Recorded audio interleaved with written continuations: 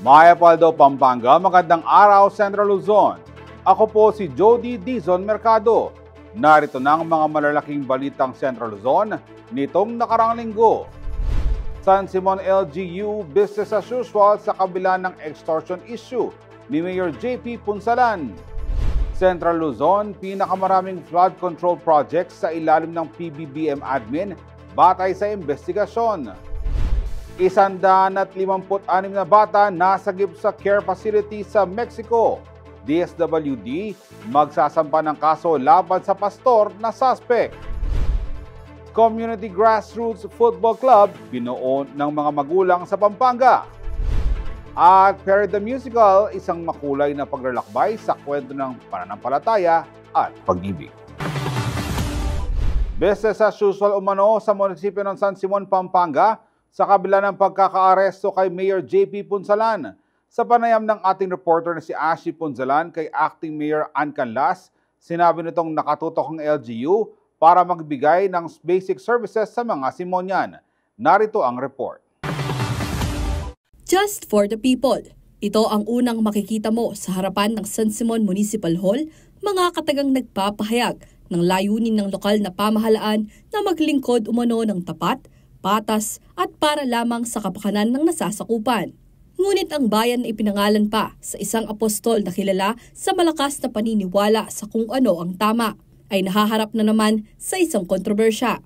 Ito ay matapos maging laman ng balita nitong nakaraang linggo ang pagkakasangkot ni Mayor Abundio June Punsalan sa umano'y kaso ng multi-million peso extortion o paninikil sa isang kumpanya kapilit ang paborableng LGU resolution at illegal possession of firearms. Matatandaang naaresto si Punsalan kasama ang kasamahan niyang si Dr. Ed Ryan Dimla o Dr. Yang na nagpakilala bilang External Municipal Administrator ng bayan sa isang entrapment operation na isinagawa ng National Bureau of Investigation o NBI sa Clark Freeport Zone, Pampanga nitong Martes, August 5.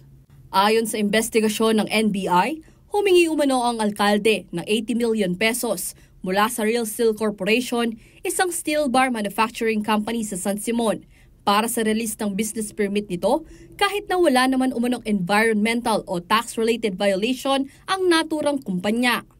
Kasalukuyang nahaharap sa mga kasong paglabag sa Anti-Graft and Corrupt Practices Act at illegal possession of firearms si Punsalan. Kabila nito, business as usual ang San Simon LGU sa pangunguna ni Acting Mayor Ann Canlas, lalo na't marami umanong Simonians ang umaasa sa pamahalaan. Ngayong Lunes, August 11, idinaos pa rin ang regular na flag ceremony upang abisuhan umano ni Canlas ang mga government employees na wala dapat umanong mahinto sa mga basic service kahit na nahaharap sa isang malaking kontrobersiya ang kanilang punong bayan. Walang dapat mahinto. All the basic services, including the medical, educational, and financial assistance should always be the top priority po ngayon. Ayon kay Canlas, wala umano silang kontrol sa kasong kinakaharap ng punong bayan, lalo na't hindi umano sila aware na may ganitong issue ang LGU bago ito mangyari. Bago ang pagkaka-aresto ni Punsalan, ay umattend pa sila ng isang seminar na inorganisa ng Pampanga Provincial Government, katuwang ang Department of Local Government o DILG, ukol sa ethical leadership na nakapokus sa unity at transparency sa local governance. Yung nangyari kasi is uncontrolled, no? Hindi namin din alam kung ano yung naging problema. Yung maglingkod kami ng tapat at para sa bayan namin. And yun naman din ang naging payo at paanyaya ng DILG at ni Governor Nanay Baby Pineda na dapat ang mga lingkod bayan ay dapat maglingkod ng tapat sa kanilang bayan. Dagdag ni Canlas, naniniwala umano siya na dapat magkaroon ng accountability ang mga lingkod bayan, lalo na't kasama umano ito sa kanilang tinanggap na responsibilidad nang sila ay maupo sa pwesto. Kaya biyan, in accountability, niyang tinggap niya yung position mi, makakibat yan. So, syempre, ikami dapat, at lagi kayang puso mi, itapong hausandang, kailangan malinis kahangarin king kakambalen. So, dapat, aliwaing personal interest ing manaig. Dahil dito, responsibilidad niya umano ang maging transparent at maipalam sa mga Simonians ang totoong nangyayari sa kanilang bayan. Samantala, bukod umano sa impormasyon na tinanggalan na si Mayor Punsalan ng kanyang police power. Sa ngayon ay wala pa umanong bagong update ang munisipyo ukol sa kaso ng alkalde. Kabila nito, bukas umano ang pamahalaan para dinggin ang pangangailangan ng mga Simonyan. Antabayanan niyo ko po, may papanantabi tamongan po, at asahan niyo po na may saup-saup tamo po, down to the barangays, down to the purok, at lagi pong makabusni po in the office of the mayor. Ashley Punsalan, CLTV 36 News. Ipinahayag ng Pampanga Chamber of Commerce and Industry Incorporated o PAMCHAM ang matinding pagkabahala hinggil sa umano'y panggigipit na kinasasangkutan ng isang alkalde sa Pampanga.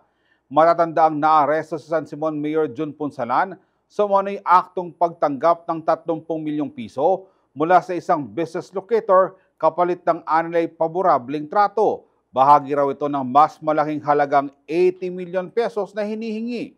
Mariin ang paninindigan ng PAMCHAM laban sa lahat ng anyo ng korupsyon dahil nakasisira ito sa imahe ng lokal na pamahalaan, nagpapahina sa tiwala ng mamumuhunan at nagpapabigat sa kalagayan ng lokal na ekonomiya.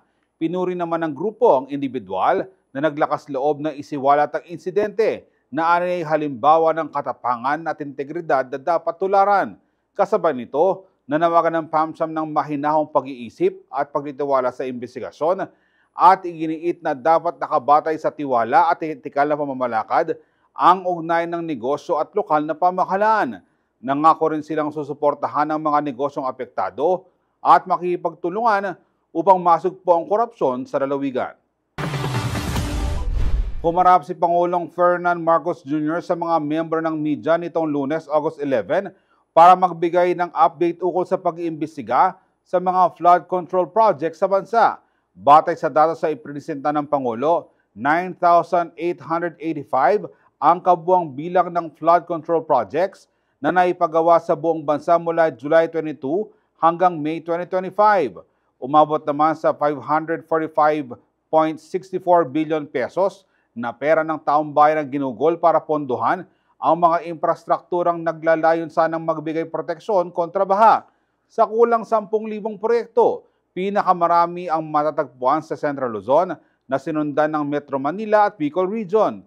1,617 flood control projects ang itinayo sa Region 3 sa ilalim ng Marcos Jr. Administration at may total cost ito na 98.01 billion pesos. 1,058 naman ang bilang ng mga flood infra sa Metro Manila na nagkakahalaga ng 52.57 billion pesos, habang 49.61 billion pesos ang ginastos para sa 866 projects sa Bicol Region. Batay pa sa presentasyon ng Pangulo, 668 na proyekto ang itinayo sa Bulacan, 292 sa Pampanga at 258 sa Tarlac. Samantala, may tuturing naman umanong most flood-prone na pinaka-vulnerable sa pagbaha ang lalawigan ng Pampanga na sinundan ng Nueva Ecija at Pangasinan. Ayon sa Pangulo, kailangan malaman kung bakit may mga lugar gaya ng Nueva Ecija, Maguindanao at North Cotabato at Oriental Mindoro ang nasa listahan ng mga most flood-prone area pero wala sila sa pinakamaraming nakuhang flood control projects. Inihayag ng DA at DTI na hindi dapat tumaas ang presyo ng bigas dahil sa nakaambang rice importation ban. Sa katunayan, sapat raw ang supply ng bigas sa bansa at may darating pang inangkat na bigas ngayong Agosto. Narito ang report. Pinaalalahanan ng Department of Agriculture o DA ang mga rice dealers na hindi dahilan ng nakatakdang rice importation ban upang magtaas ng presyo sa merkado. Inanunsyo ito ng Kagawaran at Department of Trade and Industry o DTI matapos ang isinagawang inspeksyon sa ilang pamilihan. Naobserbahan rito ang pagtaas ng presyo ng bigas ng 2 piso kada kilo. Ayon kay Agriculture Secretary Francisco Chu Laurel Jr., dapat sundin ng mga retailers ang maximum suggested retail price o MSRP na 43 pesos kada kilo para sa 5% broken imported rice. Mas mainam raw na magbenta ng lokal na bigas at tumalima sa MSRP para sa inangkat na bigas. Sisiyasatin rin ni Laurel ang pinagkukuran ng bigas sa mga negosyante. Nagresulta umano ito ng manipis sa supply kaya tumaas ang presyo mula 43 to 45 pesos. Nilinaw naman ni DA spokesperson Assistant Secretary Arnel de Mesa na sapat ang supply ng bigas sa bansa. Sa datos ng nakarang buwan, nasa mahigit 2.8 million metric tons ang reserbang bigas mula sa commercial stocks, household stocks at National Food Authority. Dagdag ni de Mesa, malaki raw ang supply ng bigas sa dumating nitong mga nakarang buwan at may paparating pa ngayong Agosto bago pang nakatakdang import ban. Ipinabatid rin ng opisyal na nakapagdala ang bansa ng pinakamataas na ani ng palay sa unang 6 na buwan ng taon. Sa datos ng Philippine Statistics Authority o PSA, umabot sa migit 9.077 million metric tons ang produksyon ng palay mula Enero hanggang Hunyo ngayong taon.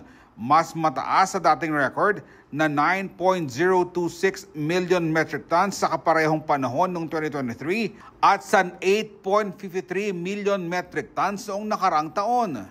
Bunsod nito, tila haka-haka lamang raw at hindi basihan ang kakulangan sa supply na sanhi ng pagtaas ng presyo ng bigas ayon sa DA.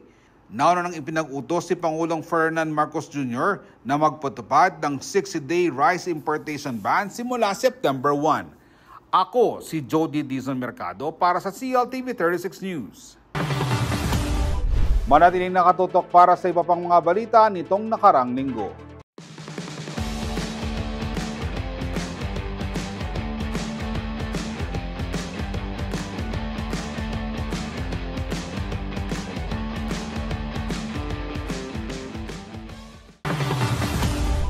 Nagbabalik ang CLTV 36 News Recap at sa iba pang mga balita.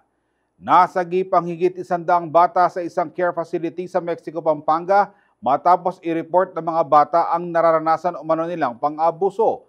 Ang Amerikanong pastor na direktor ng naturang pasilidad sasampahan ng kaso ng Department of Social Welfare and Development o DSWD.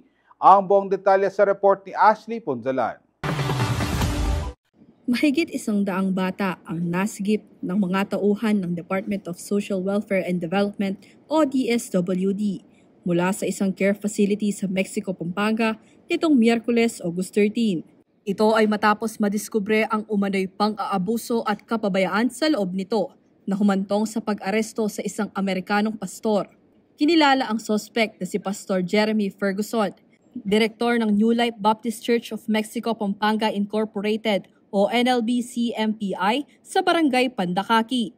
Nahaharap si Ferguson sa kasong paglabag sa Republic Act 7610 o ang Special Protection of Children Against Abuse, Exploitation, and Discrimination Act.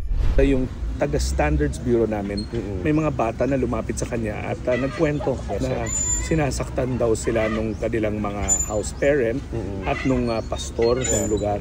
August 12, nagpapunta kami ng mga social workers who conducted a focus group discussion with the children. And doon talaga na-validate, na-verify na sinasaktan yung mga bata. Naglabas na rin ng Cease and Desist Order o OCD ang DSWD laban sa NLBC-MPI.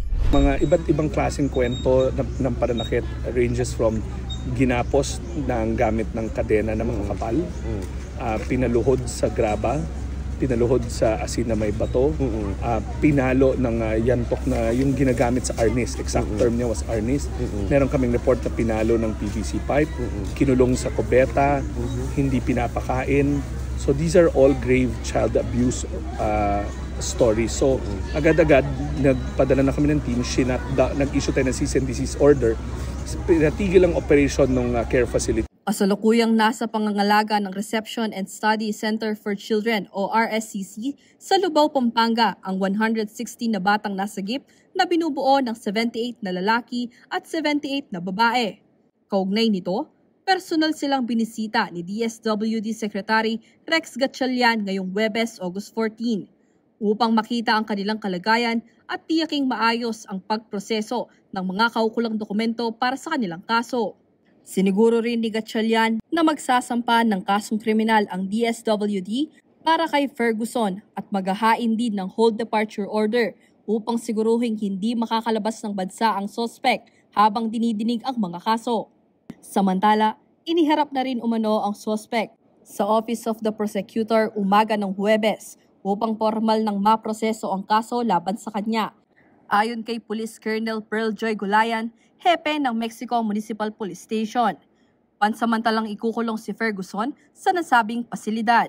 Patuloy pang sinusubukang kuhanan ng panayam ng CLTV 36 ang kampo ng New Life Baptist Church of Mexico, Pampanga Incorporated.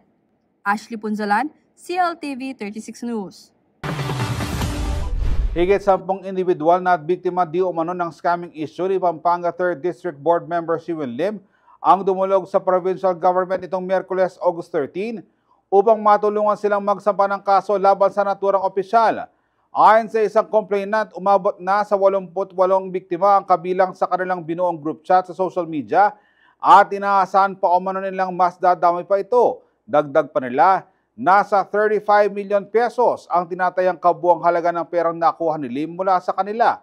Nauna nang sinabi ni Siwen Lim na nalugi ang kanyang negosyo kaya hindi pa na maibalik ang pera ng mga investor at nangako itong magbabayad sa takdang panahon.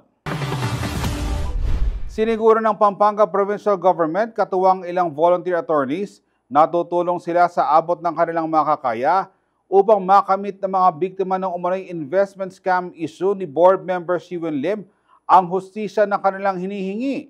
Ito'y matapos sumulog sa Kapitolyo ang 13 sa mga biktima nitong Miyerkules, August 13, upang humingi ng tulong sa gobyerno na mapanagot ang may sala, lalo na't ilan sa mga complainant ay mula pa sa naipong pera sa pagiging overseas Filipino worker o OFW, ang na-invest sa umano'y business ni Board Member Siwen Lim. Formal lang naihalal bilang bagong presidente ng Philippine Councilors League Pampanga Chapter si PORAC Councilor Maynard Lapid, ang anak ni dating action star at ngayon Senator Lito Lapid. Ang buong detalye sa report ni Ashley Punzalan. Maagang nagtipon-tipon ang mga konsehal mula sa iba't ibang bayan ng Pampanga upang formal nang maihalal ang tagapangulo ng Philippine Councilors League o PCL Pampanga Chapter nitong Martes, August 12 sa Kingsborough International Convention Center, City of San Fernando, Pampanga.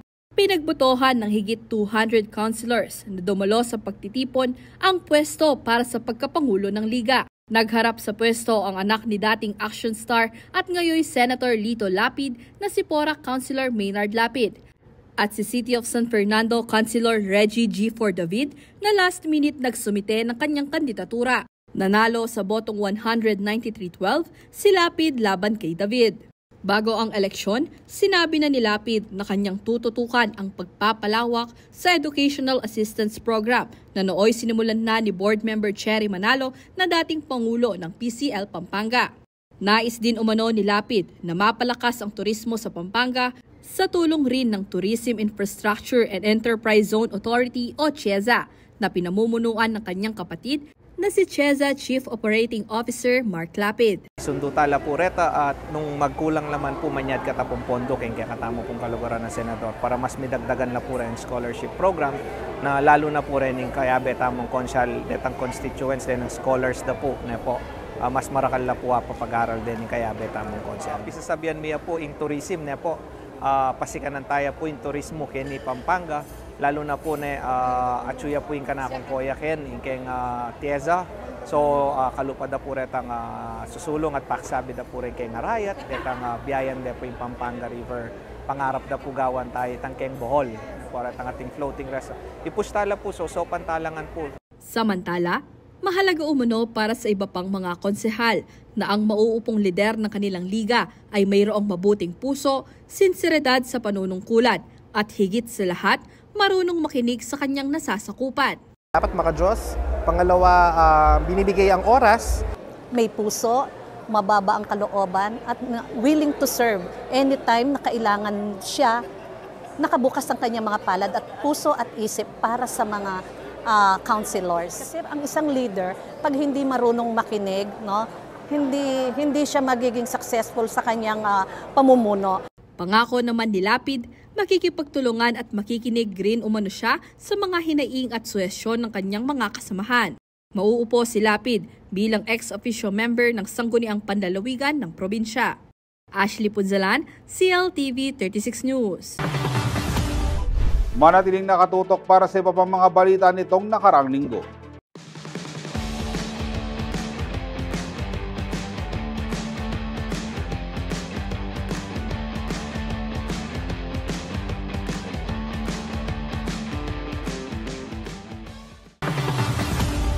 At nagbabalik ang CLTV 36 News Recap at sa iba pang mga balita.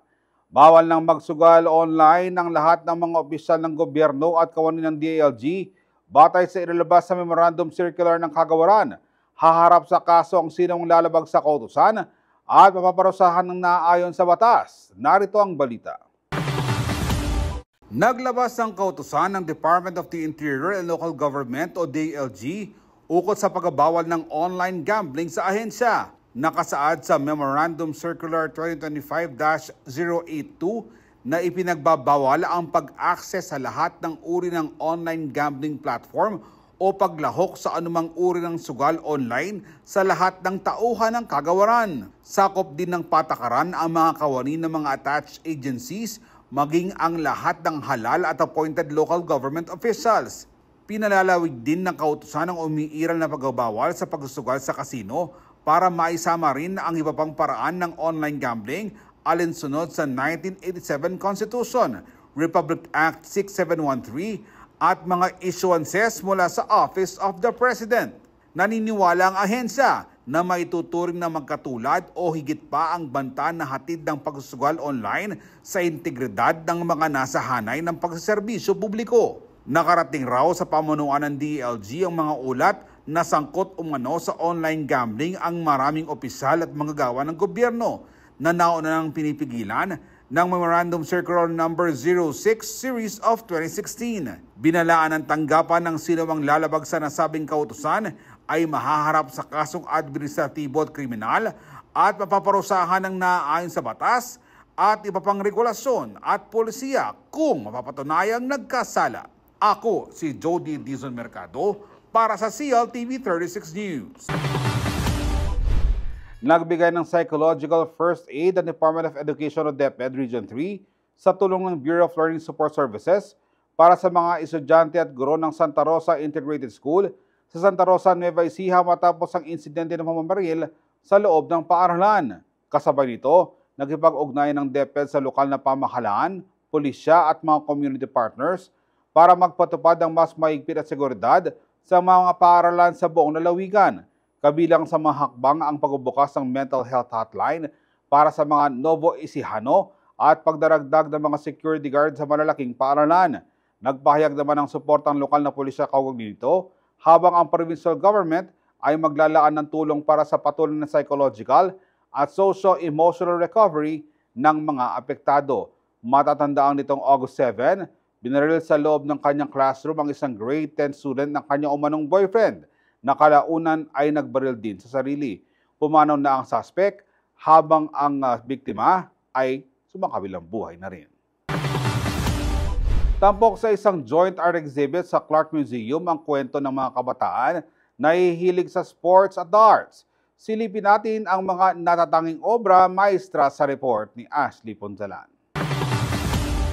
Itinuturing na haligi ng lipunan ang mga kabataan. Sila kasi ang itinuturing na tagapag-ingat ng ating kasaysayan at kultura. Gaya nga ng sabi ni Dr. Jose Rizal, ang kabataan ang pag-asa ng ating bayan. Sumalubong ang kulay, talento at enerhiya ng kabataang Kapampangan sa joint opening reception ng Ing Amanami at Sulagpo Kayanakan Sulagpo nitong Huwebes, August 11 sa Clark Museum, Clark, Pampanga.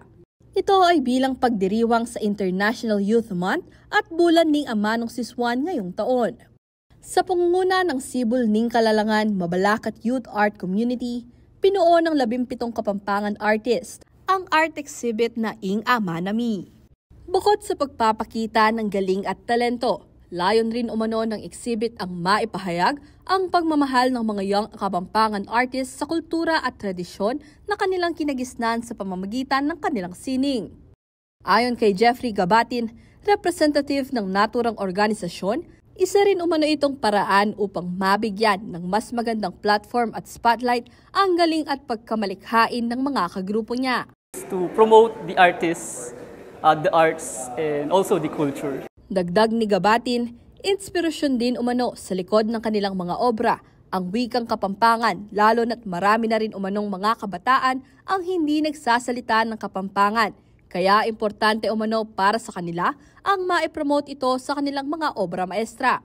Hindi naman natin masasabing dying language, but we're going there kasi kakaunti na yung nagsasalita. If we didn't promote art and language, definitely it will simply die. It is very important for us. Bukod dito, pinangunahan naman ng Kennediscs, isang grupong nais i-promote ang maayos na kalusugan at active lifestyle para sa mga kabataan sa pamamagitan ng sport na frisbee, ang photo exhibit na pinamagatang Sulag Po Kayanakan Sulag Po. Naniniwala si Beatrice Dizon, team captain ng Kennediscs, bukod sa healthy lifestyle, maaari rin maiwasan ng sport ang pagkakaroon ng masamang bisyo para sa mga kabataan, lalo na't maaari itong magbigay ng support system para sa kanila. Sa sports kasi it teaches you discipline, honesty, integrity, and as a person, it boosts your confidence. It's hitting 2 birds in 1 stone na po. Samantala, patuloy umano ang pagbibigay suporta ng Clark Development Corporation o CDC sa mga young Kapampangan artists at sa iba pang organisasyon na maaaring makatulong sa paghubog ng mga kabataan tungo sa pagiging mas mabunting miyembro ng lipunan. Naniniwala si Attorney Agnes VST de Venadera, President and CEO ng CDC, na ang kabataan ay isa umanong mahalagang parte ng bansa na dapat alagaan at suportahan. Papagbigyan natin ng daan kung ano ang saloobin ng ating kabataan at kung ano ang pananaw nila sa buhay. It is very, very revealing and it's a learning for us, for the older people. Suportahan natin ang ating kabataan, i-appreciate natin ang kanilang angking talino at when we talk of support, i-share natin, bilhin natin ang kanilang mga artwork. Para sa mga nais tumalo sa exhibit, bukas ang Clark Museum mula Martes hanggang Linggo, 9 a.m. hanggang 4 p.m.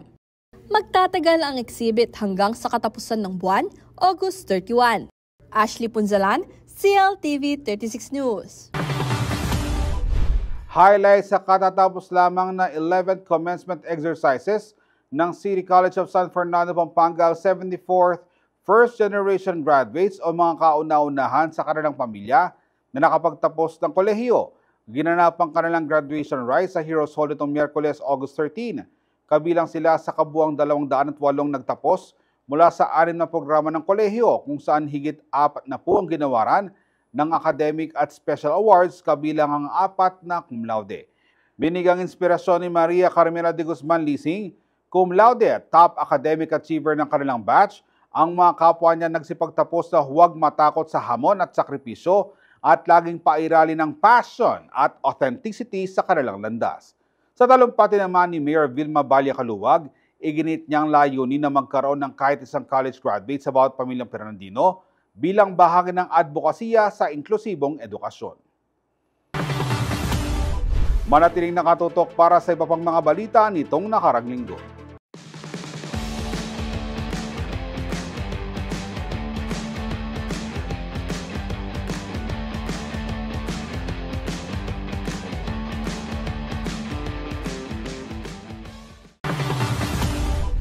Nagbabalik ang CLTV 36 News Recap at sa iba pang mga balita. Nagsama-sama ang mga magulang kasama ng football coaches sa pagbuo ng Hiraya Strikers Football Club na binubuo ng mga Kapampangan. Libre ang training ng grupo na hangad din ang makapag-produce ng magagaling na atleta.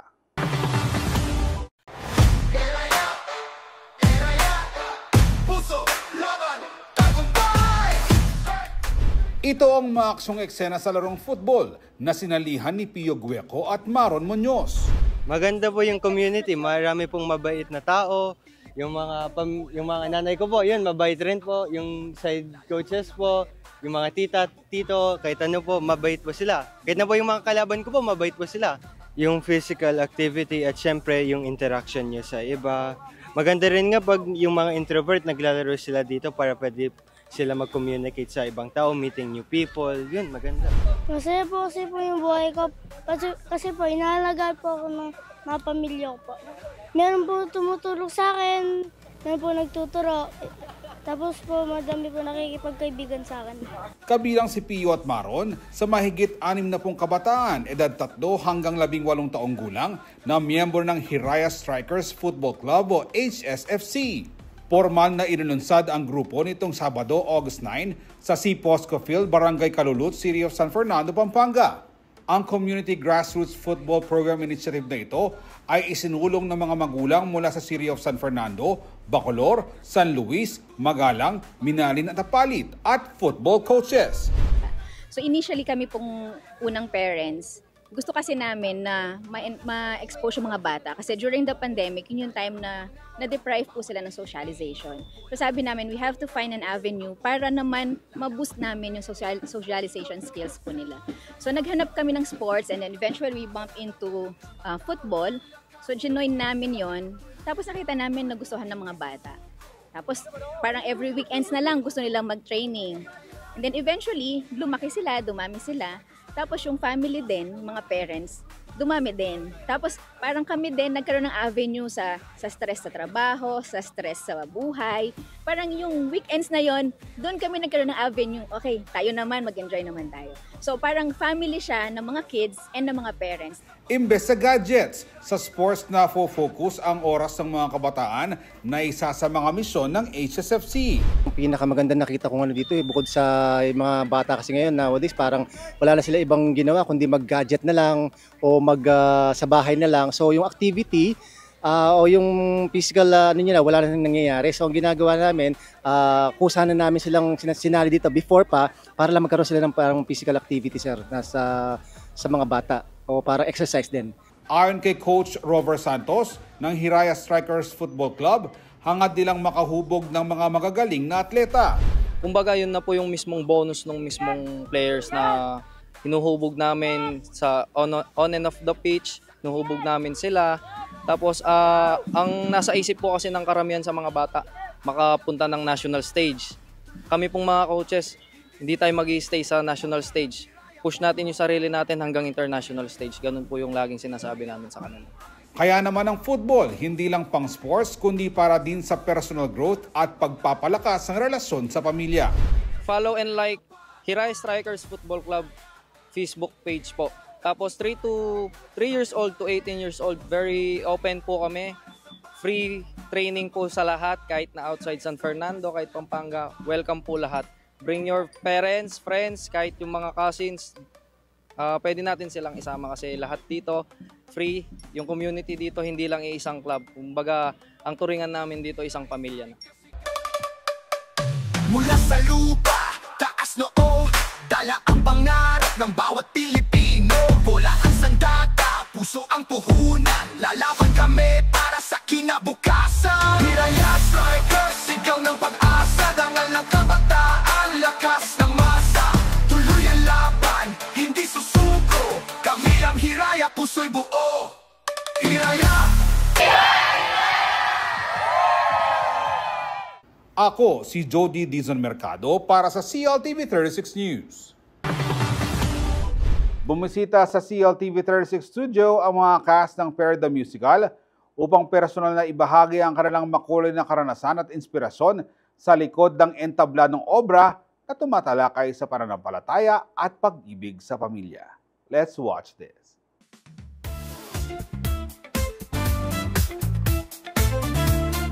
Para sa ating entertainment news, isang kapanapanabik na theater play na naman ang pakaabangan ng lahat. Ito'y punong-puno ng tawa, kwento ng buhay at inspirasyong magpapainit ng ating puso. Ito ang Perry the Musical, isang makulay at makabagong kwento tungkol sa bukasyon o ang espesyal na tawag ng Panginoon para sa mga kabataang gustong magpari. Ngayong araw, makakasama natin ang ilan sa mga haligi at bituin ng produksyon upang pag-usapan ng proseso, ang saya at ang mensaheng hatid ng Perry the Musical. Makakasama natin ang bida ng Perry the Musical at isa ring tunay na pari na naglilingkod sa simbahan. Please welcome Father Christian Rey de Dios Kayanan. At ang ilan pang cast ng Perry the Musical, ang mga artist ng Arti Santa Rita at Teatro Kapampangan na sina Chelsea Lansang, Rosette Aquino, Bea Dizon at Elaine Goshoco.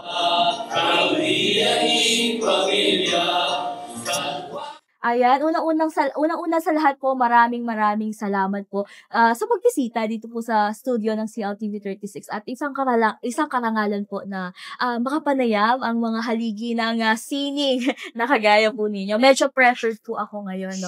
Kasi ang kaharap ko ay ang bituin ng Perry the Musical. Sikat na sikat sila. So, eto, pag-usapan po natin ng Perry the Musical. Kamusta po ang pakiramdam na mainit po ang pagtanggap ng mga Kapampangan dito po sa Perry the Musical?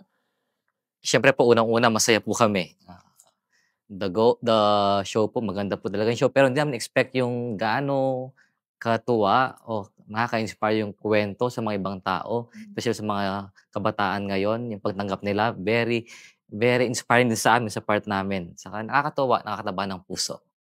Maliban po dun sa nasabi ko, pwede niyo po ba akong bigyan ng konting pasilip kung ano po ba ang tungkol sa Perry the Musical? Yun nga po, ang Perry the Musical po, isang Pampangan Zarzuela, Pampangan musical play, tungkol sa isang bata o teenager na medyo jologs, tambay, may bisyo, may girlfriend, at typical Pampangan young o youth na tinawag ng Panginoon sa pagpapari. Yung twist sa kwento, yung tatay ayaw niya. Yes. Kaya nililihim po ng nanay at saka ni Perry yung pagpapari ng bata, ng teenager na si Perry, hanggang bago siya matapos, doon pa lang nalaman ng tatay niya. So, abangan niyo po. Manood po kayo. Oo. Ano po yung pinaka-layunin natin? Bakit po nabuo muli ang Perry the Musical? Actually po, noong una po, 2011, kung hindi nagkakamali, unang nalabas po ang Perry the Musical. Nagpatulong po si Apo Seto, kina Sir Andy na para sa seminaryo, gawa tayo ng vocation campaign, some play na makakatulong sa mga bata sa seminaryo. Yun po, ginawa po ang Perry the Musical. At ngayon po, ganun din po ang pangunahing dahilan, vocation campaign. Pero ngayon, sa third show, sa tulong po ni Vice Gov, Delta Pineda, produce po yung play para mag-raise ng funds para sa aking parokya na nilulubog sa Kaingin Masantol. Alright. So, nilibog po yung inyong parokya, Father. Yes po, yes. Kaya, isang malaking tulong itong show para po makabangon yung inyo pong parokya. Opo. Sa mga cast naman po, ano po yung pinaka-challenging part nung binubuo niyo po itong Perry the Musical? Pinaka-challenging part, yung every practice kasi, no, may drama, gano'n. Yung part namin pag tuloy-tuloy yung pag-iyak, yung mga emosyon, lumalabas yan, nakaka-drain. Medyo gano'n. Kailangan kapag natapos ng scene na yon, inom ka ng tubig. Ayun. Opo. Curious lamang po ako, no? Siyempre, ako po ay, pangarap po yung trabaho po ninyo, no? Which is nagpa-perform sa teatro, no? So, meron po bang mga ginagawa tayo para dun sa mga gantong klase ng drama kasi medyo emotional nga po yung show, no? So, meron po bang parang meron po ba kayong ginagawang ritual bago po kayo maiyak? Mga ganong klase po. Para sa akin, personally, pagka kasi halimbawa, isang song na kakantahin ko, dadamahin ko kasi yung mga lyrics nun. At saka, kung ako si Perla, nanay niya, ilalagay ko yung sarili ko dun sa katauhan ni Perla. Doon ko lang hinuhugot yung mga emosyon. Tsaka siguro, through life experiences na rin, dahil medyo may edad na rin ako. Ayan. So, nakakahugot doon. So, dapat talagang abangan po natin itong Perry the Musical dahil yun nga po nabanggit ni Ma'am na puno ito ng drama. Alright. So, kayo po, Father, no? Paano po kayo napunta sa role as the bida po nitong Perry the Musical? Kay Sir Andy Alves po, nag-chat po siya nung April, katapos ng Holy Week. Sabi niya, nag-congratulate muna siya sa play namin sa Lubao. Yung sinulat ko, tsaka dinirect kong play. After 4 days, siya, Among, are you interested po sa Perry the Musical? Bakit po? Sabi ko ganyan. Ano pong role? Sabi ko. Title role, the main character. Ay, pag-isipan ko po, sir, nakakabigla naman po pagdasal ko po. At saka sabi ko, tingnan niyo po muna kung kaya ko. So sabi ni Among, next Saturday po, may practice po tayo. Yun po, natanggap naman po ni Sir Andy. Tsaka po next Saturday, nag-script reading na kami. Hanggang tuloy-tuloy na po sa prepare po at halos 4 months po yung paghahanda namin sa show na ito. 4 months, no? Pero ako po kasi personally napanood ko na yung play and grabe, sobrang ganda. So ano po yung naging impact ng role na ito, Among, dun sa bilang isang tunay na pari at syempre bilang isang bida sa isang teatro? Impact po ng Perry the Musical sa akin, unang-una siguro, bumalik ako sa aking kwento. Wow. Siyempre, nagsimula ako sa gaya ni Perry, isang kabataan. At nung una rin, yung tatay ko, parang ayaw din sa akin. Ayaw rin sa pagpapari. Na ayaw niya ako magpari. So, kwento ko lang po, nung nag-exam ako sa seminaryo, hindi po alam ng parents ko. So, written exam, pumasa. Written interview, pumasa. Doon ko lang sinabi sa mga magulang ko na papasok sa seminaryo. Yung nanay ko, masaya. Yung tatay ko, halos 2 years pong di kumikibo sa akin pagpapare. But after 2 years, nakita niya na masaya ako sa pagpapare, doon naging supportive yung tatay ko sa pagpapare ko. So, doon ako nakarelate kay Pere. And now, bilang pare, so siguro tinawag ko ng Panginoon, vocation, additional vocation, or role or mission, na to inspire young people, especially yung mga tinatawag niya. So sabi ni Sir, kung if we can inspire young people na magpare o kaya ibang-ibang lessons may bibigyan natin sa kanila, let us do it. So I said yes to Sir Andy and Artist Tarito. Si Ma'am, ano pong masasabi nyo dun po sa mga pamilya, no, na yun nga, gaya po ng nangyari kay Among sa experience po niya, na minsan hindi po tanggap or hindi agad nila natatanggap yung mga ganong klase ng tawag ng Panginoon. Yes po. Halos ngayon po yung mga kabataan ngayon, same experience po na hindi po parang supportado yung mga parents po sa talagang gusto pong tahakin ng mga anak po nila. And as somehow po sa mga youth po, kaya po sobrang nakaka-relate po yung Perry the Musical ngayon po. Kasi po, it's not just about sa mga priest na gusto magpari po, but also for the youth po na parang i-pursue pa din po nila yung ano yung gusto nila and maging parang strong pa rin po sila sa ano nila. Oo, tama naman yun, Ram, no? Alright, sige, hindi ko na po masyadong pahabain, no? Para sa mga cast po na kasama natin ngayon, ano po ba yung dapat abangan sa Perry the Musical? Sa mga hindi pa po nakakapanood ng Perry the Musical, marami pa po kayong dapat abangan and sigurado po ko na mag-e-enjoy kayo and may inspire kayo. And kaya sa upcoming show po namin this August 24, 4 p.m. at Pampanga State University, formerly Dabsu, I hope to see you all there and please buy your tickets now. So magkakano po ba itong mga tickets natin? For VIP tickets po, we have 2,000 pesos, then 1,000 pesos. Tapos po yung for the general audience, we have 500 pesos. Ayan, kaya naman dapat nating abangan ng Perry the Musical, no? So maraming salamat po, Father Christian, at syempre sa buong cast po na narito sa CLTV 36 studio ng Perry the Musical. Ayan, so mapapanood po ang Perry the Musical sa August 24. 4 p.m. sa Dabsu o ngayon ay Pampanga State University na. So bago na po yung pangalan niya, wag po kayong malilito, no? Ito po ay located sa Bacolor. Yes po. Ayan, sa mga hindi pa po nakakapanood, wag po kayong mag-alala dahil mapapanood niyo pong muli ang Perry the Musical, no? Ito po ay isang kwento ng pananampalataya, pag-ibig at pagtuklas sa sarili, kung kaya naman po hindi niyo po dapat ito palampasin. Tandaan po ninyo, ang bawat ticket na inyong bibili na hindi lamang po para sa aliw at inspirasyon, kundi para sa isang makabuluhang layunin dahil ito po ay show for a cause. Muli po ako po si Danica Gino at ito po ang Entertainment News.